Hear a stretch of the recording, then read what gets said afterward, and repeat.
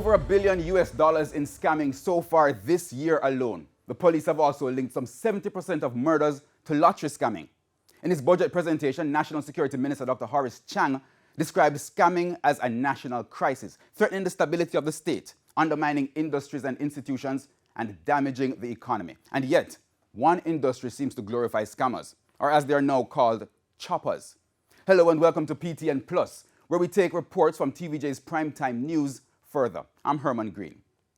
Now, I'm sure you've guessed the industry that, by all indication, seems to glorify choppers. If your answer is the local music industry, specifically dancehall, you are correct. Here are a few examples of what we're talking about. I'll just give you the lyrics of some of these songs. Marksman in Chopper 2 says, "Watch for my wrist, coldest. Rich, cause me live on the line like clothespin." Now, TJ in Bitcoin, them a chop, but the whole of them a chop small. Cryptocurrency, you know some stocks tall. Basically, money from chopping or scamming being invested to make millions, or they get millions to invest. Now, Governor has a song called Chop Chop. It says, "Real banger, first chop, mama house spend it pun. Y'all fly like pelican, 120 grand. Now, all these songs basically show you that chopper or scamming is seen as the way to go in terms of making money. Now, it's not the first time that dancehall artists are being accused of glorifying wrongdoings, but with students now reportedly dropping out of school to become scammers or even scamming while in schools, it is a cause for concern. I'm joined by cultural lecturer at UWI Mona, Dr. Sonja Stanley Nair, and renowned dancehall producer CJ the Chemist, who has himself produced a few of these songs. Welcome to both of you. Thank you so much for having us. Good. Now, Dr. Stanley Nair, I'll start with you. We have been here before, but from your perspective, how much more troubling is the situation this time around? You know, yes, we have been here before. I recall in my own involvement since 2009 being asked to comment on things related to the link between Jamaican music and crime and violent acts and so on. So whether it's, sexual violence, gun violence, domestic partner violence, violence against children, scamming, extortion, all of these things are symptoms of larger problems in our society. And we constantly talk about the music. So the two things I want to say, there's no definitive study which has linked criminal and violent acts to Jamaican music. And if we want to do a study, there are some methodological questions that would have to come into play. Are we going to be talking to the people who have committed crimes already? Are we going to be talking to people who are producing music? There are some questions there. But let me quickly add that the second thing, and perhaps the most important thing, is that I have long articulated for an examination of our social conditions, which implicate every Jamaican, including singers, songwriters, players of instruments, producers, engineers, studio owners, all of us. And I've seen a rise in violent crimes since the 1960s. That's how long I've been looking at the statistics.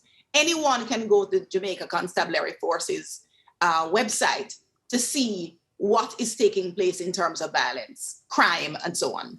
Scamming is just the latest thing that we're talking about. But if we are a country interested in symptoms over real solutions, we're going to constantly come back to this place. All right, well, I think the issue now, you pointed it out that the link has always been there with social issues and the link with dancehall music. But I think before there were cases No, I where never said that. I said there is no definitive study that has made that link. But the questions have always been raised. Right, we've had the discussions before. In this case now, where basically scamming is stealing, I think most persons are uncomfortable with the fact that persons are saying, hey, stealing to get rich is good, or this is what I do. And some persons, young children, seem to take that as a directive to do so. Your comments on that view of it? No, absolutely. That stealing to get anywhere in life is absolutely problematic. It's morally wrong. It's ethically problematic. We must, as a country, be looking at our social conditions. And I'm saying that in this context, we are all responsible. Crime is costing us a lot of money. We heard this in 2018 from the minister. We can hear it again in 2022, the current minister saying crime is something that's costing us a lot of money, even just to put people in jail, to feed people. It's costing us in terms of industries. It's costing us in terms of reputation. We must, as a country, begin to look at these problems and begin to engage the very people who are making music to come to some proper solutions. Okay, I want to bring Chemist in now. Chemist, you have worked with several of these artists and produced these chopper songs yourself. You agree that Yes. scamming is wrong, right? So why do you produce Yes. songs glorifying it then? I wouldn't say produce something to glorify it. I would more like put it like to cause awareness. You know what I mean? You have to look at it on a positive side and not a negative side. If an artist is singing about scamming or chopping or whatsoever you want to call it, I would say it's more to aware people of the act. You know what I mean? Because if you listen to the song and you hear what he does and whatever, if somebody call your phone, I'm sure you're going to be aware. You're going to be, you're going to be active even in like you're gonna be aware of it. So it's like it can't reach you. So You you're know what I saying you're mean? So it's saying like I would in terms of awareness, you're saying potential victims, you're making them aware. yes, basically, because clearly the artist is not a trapper, the artist is not it's just singing about what is going on in the society now. You know what I mean? They know what is happening now, All right. Well, I put this So to you. if I put this to you, Chemist. Based on the songs, students have, based on those songs, right? Students have declared scamming as their goal. Some of them pretty much want to leave school because they want to become a scammer. So, not the victims we're looking at now, but persons growing up saying, "Hey, this is what I want to do. I want to be rich." Don't you yeah, think the but I song don't is think that actually pushing that? no, I don't think music have that influence on a person to even think. Because I'm sure you listen to that music and I don't think you get up and you want to do what the music is saying, right? Well, it seems like that's what the children are doing. But No, can't. Well, I don't think there's any facts to that.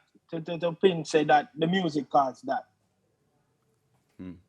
Because it's that you don't know what's going on in their life. You know what I mean? Probably they don't have it like that. You know what I mean? Things are not Okay. working out, so they finding other avenues All right, to make it out. You know? All right, put the influence aside. I just said there's no facts to basically directly link the two. Both of you have said that. In terms of the image for the country now, I think the Security Minister, Dr. Horace Chang, he pointed out that the scamming, which is illegal, and we all agree to that, is costing the country in every way. If the industry is putting out persons saying, "Hey, I got this from the white lady from overseas, and she sent me millions," and overseas, their government, they're saying, "Hey, be careful of these persons because they're robbing millions, they're taking away your life savings, your pension, and all of that." It paints the country in a negative light. They're seeing these songs saying, "Hey, this is what I do." Don't you think that image overseas is troubling? Yes, I must agree with what you said, but it's art. I look at it as art. You know what I mean? So art can be interpreted in many different ways. You know, it's abstract basically. So it's like it's how you see it. You know what I mean? You can look at it positive, you can look at it negative. You know, it's what you take from it. But in terms of let's say it make the country look away, I disagree. You know, I wouldn't look at it that way. You know. Okay. All right, I'll come back to you, Dr. Stanley Naya. As you said earlier, this is not the first time dancehall music is being linked to issues like this. Could this case, be just much ado about nothing? This too shall pass? this too shall absolutely pass, because I think we need to make a clear, concerted sort of effort to understand that you can't look at dancehall as a moment. If you look at it as a longer timeline of things that are happening, dancehall brings us news. It's like the test of the tempo of the society. And when you think about scamming, that's just the latest thing on that long trajectory of thinking or understanding of the society. And my concern is that dancehall tells us all of these things about the society, but we don't actually pay enough attention to understand that these symptoms that are being thrown up are things that we need to find proper solutions for. Because why would a student who is in school want to drop out to become a scammer? Maybe scamming is painted as in a positive light, but where are the parents, for the teachers, the other kinds of influences? The society is not made up only of dancehall artists. So we need to sort of, stop coming to this point of crisis every time and to think carefully about the solutions we need. All right, I'm getting the wrap-up signal. Chemist, I'm going to go to you for your final comment. What do you say now to musicians like yourself, your colleagues and artists and students who are reading wrong in what you're putting out? What do you say to them? We have many more topics to sing about, you know. I mean, it don't have to be about scamming, you know. We don't have to do that. Since it's going to cause a problem, you know, we can do other things. Okay, and Dr. Stanley Nair, your final words? Yes, you know, I like that. Scamming, songs about scamming, only one set of the songs that are being produced, and we need to look at the entire corpus of the music. Dancehall themes are wide and varied. Scamming is only one stream or one theme in the music. The music has always been there, telling us a lot of stories about ourselves, and we need to really look at ourselves. All right, thank you both very much. Very interesting conversation. Thank you. Thank you. Now, earlier this year, we spoke about violence in schools, conflicts between students turning deadly. But recent events, including an altercation between a teacher and a student, have brought a new perspective to the debate. Are our teachers facing increased stress in the classroom? What should we do about it? PTN Plus will be looking at that soon. Watch this space.